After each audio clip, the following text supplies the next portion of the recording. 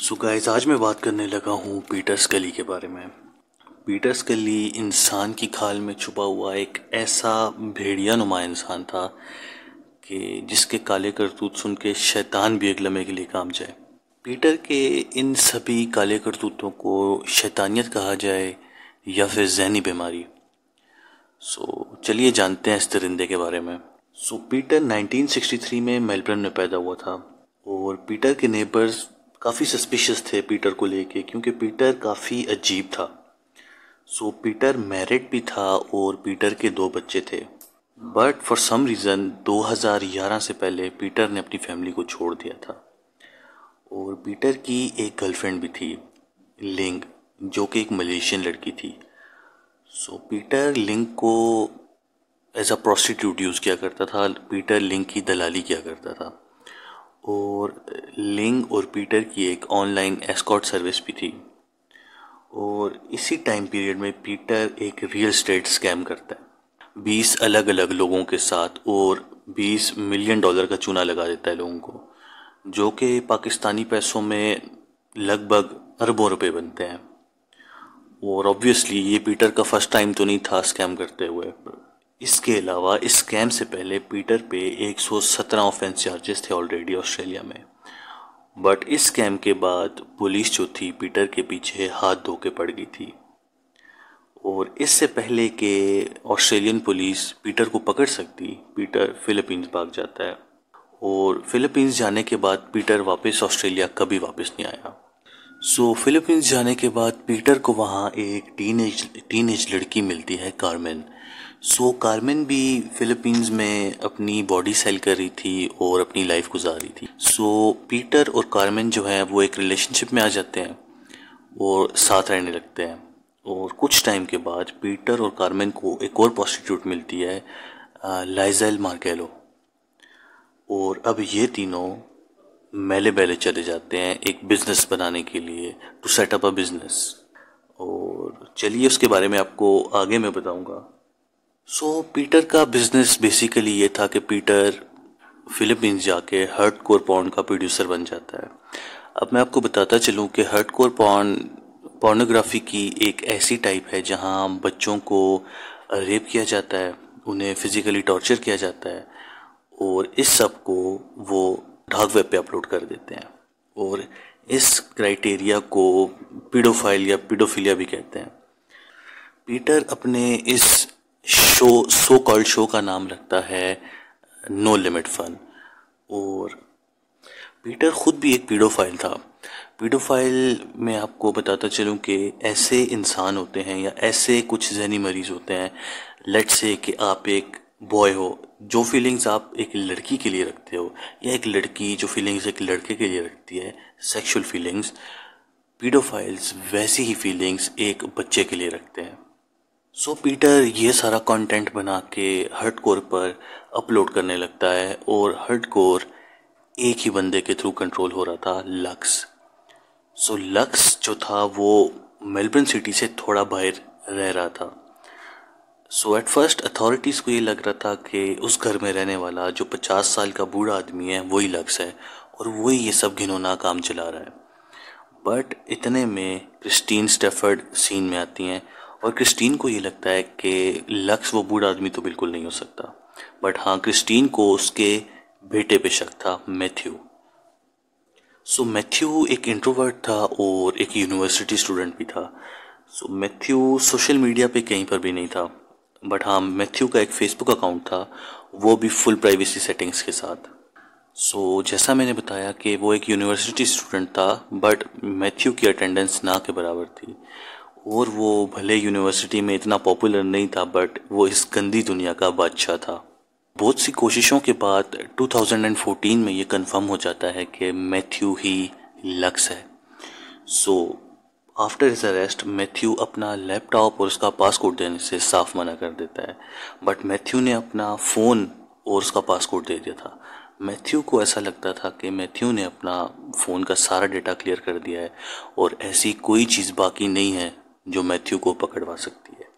But fortunately for us and unfortunately for Matthew, phone में 3 images मिल जाती हैं, जिसमें 2 इमेजेस मरे हुए बच्चों की और एक इमेज ऐसी जिसमें एक हट्टा कट्टा बंदा एक मरे हुए बच्चे के ऊपर खड़ा होता है। बट ये सबूत डायरेक्टली मैथ्यू के खिलाफ नहीं था और पुलिस को बड़ा सबूत चाहिए था मैथ्यू को सलाखों के पीछे डालने के लिए। सो मैथ्यू के लैपटॉप की जो हार्ड ड्राइव थी उसको Germany, Poland, Europe and Washington तक भेजा गया, बट कोई भी डेटा अनलॉक करने में कामयाब नहीं हो था। But somehow after some time FBI data unlock करने में कामयाब हो जाती है और FBI का ये कहना था कि मैथ्यू की ही कुछ सिली मिस्टेक्स की वजह से ऐसा पॉसिबल हो सका है, बट आई डोंट नो सच क्या है। बट डेटा अनलॉक होने के बाद पता चलता है कि मैथ्यू पीडो एम्पायर का राजा है।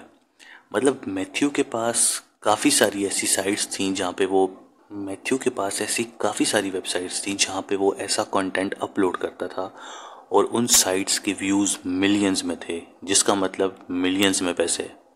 और क्रिस्टीन ने मैथ्यू को ये यकीन दिलाया कि हम जानते हैं कि तुम ही मैथ्यू हो, और बाद में क्रिस्टीन ने ही मैथ्यू से पासकोड उगलवा लिया जो कि 43 वर्ड्स का बना हुआ था।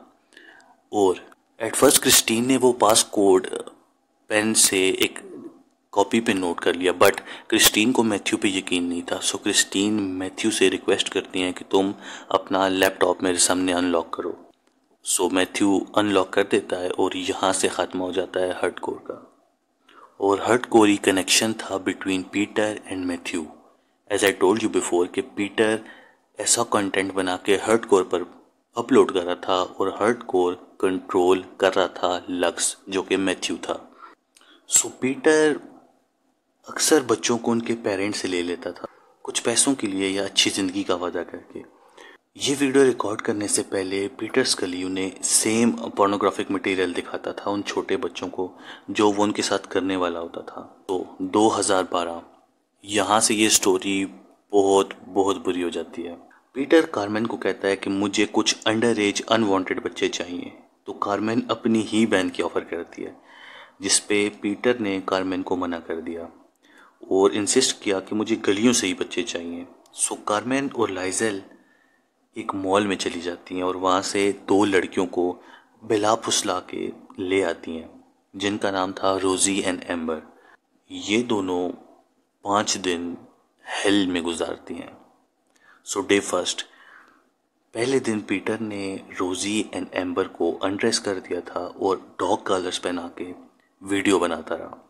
डे सेकंड, पीटर उन दोनों से उन्हीं की कब्र खोदवाता रहा। डे 3, पीटर ने उनसे एक दूसरे को किस करवाया और ये सब करते हुए पीटर उन्हें रिकॉर्ड कर रहा था।